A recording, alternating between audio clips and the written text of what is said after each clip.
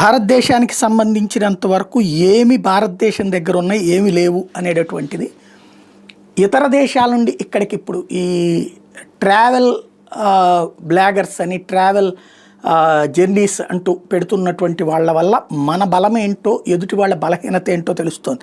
తాజాగా brown సెపోయ్ syndrome అంటూ ఇప్పుడు ఒకటి పెద్ద చర్చకి దారితీస్తున్నటువంటి అంశం ఏంటంటే, ఒక వ్యక్తి ఏదైతే Scottish, British, east Asian trains అన్నిటిలో తిరిగినటువంటి వాడు భారతదేశంలో ట్రైన్లలో తిరుగుతూ అద్భుతమైనటువంటి మార్పు వచ్చింది. టికెట్ చెకింగ్లో సిస్టంలో కూడా అత్యాధునికమైనటువంటి టెక్నాలజీని వాడుతున్నారు భారత రైల్వేసు.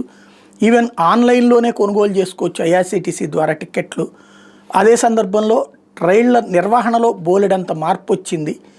పబ్లిక్లో కొంత తేడా ఉంది. వందే భారత్ లాంటి చోట్ల కూడా తిని కింద వేస్తున్నటువంటి వాళ్ళు ఉన్నారు. కానీ అదే సందర్భంలో అనేక ట్రైన్స్లో ఏసీలో ఫస్ట్ క్లాస్లో కానీ సెకండ్ క్లాస్లో కానీ తీసుకెళ్ళి డస్ట్బిన్లో వేసేవాళ్ళు ఉన్నారు. పబ్లిక్లో లోపం తప్పించి మెయింటెనెన్స్ చాలా బాగుంది అన్నటువంటి దాన్ని ఎక్స్ప్లెయిన్ చేస్తున్న వాళ్ళ సంఖ్య పెరుగుతోంది.